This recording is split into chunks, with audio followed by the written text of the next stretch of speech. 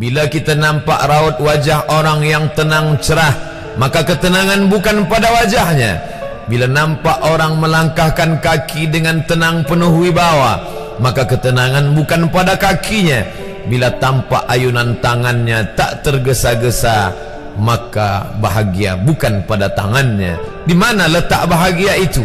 Ala fil jasadi mudghah.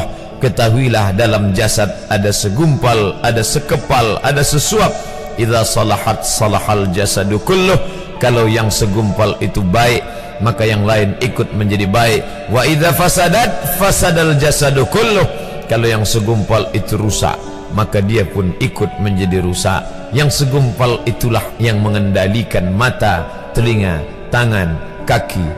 Yang segumpal itulah tempat rindu, benci, marah, ridha, ikhlas, fasik, hasad, kufur. Di sanalah bersemayam rindu dan benci. Maka jangan terlampau benci. Habib habibaka haunamma. Kalau kau sayang, sayanglah secukupnya sahaja. Karena boleh jadi hari ini kau sayang, besok berubah menjadi kebencian. Kalau kau benci, bencilah secukupnya sahaja. Boleh jadi esok pagi dia menjadi orang yang tersayang. Berapa banyak puan-puan berkata, siapa itu? Itulah orang yang dulu paling aku benci. Tapi hari ini masih ada juga benci, tapi tak banyak. Oleh sebab itu maka dijaga dia. Yauma la yanfa'u malun. Hari itu tak ada guna harta, wala banun, tak ada guna anak, illa man atallah, kecuali orang yang datang menghadap Allah biqalbin salim, dengan hati yang salim. Qab lam ba, qallaba, berbolak-balik. Qallaba, tidak selamanya bahagia.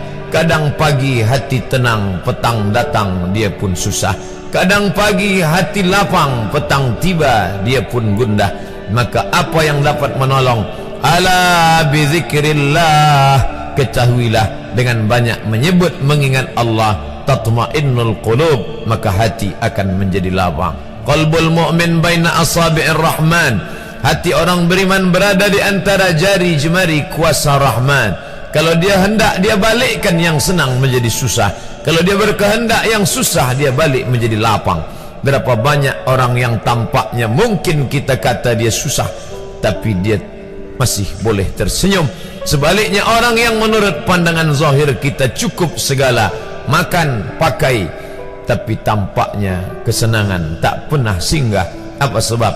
Kerana hati milik Allah. Dia ada dalam diri kita, tapi dia bukan punya kita. Lillahi ma fis samawati wa ma fil ard.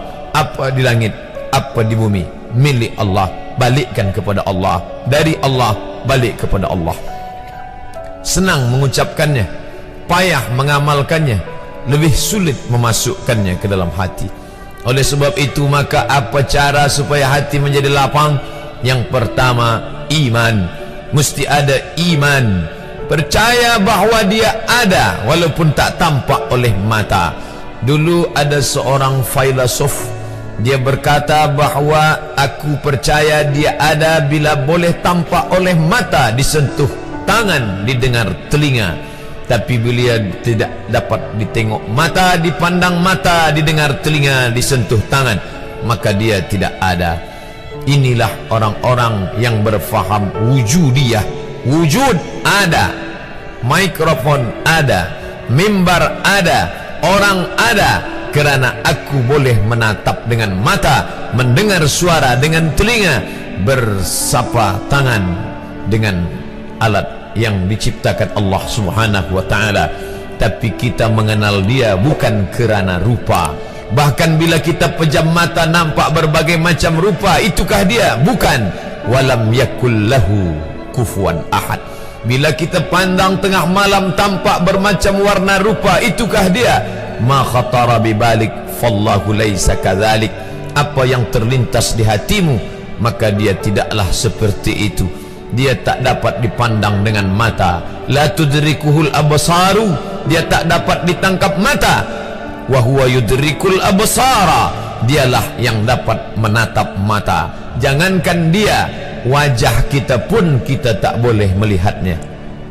Siapa yang boleh melihat wajahnya?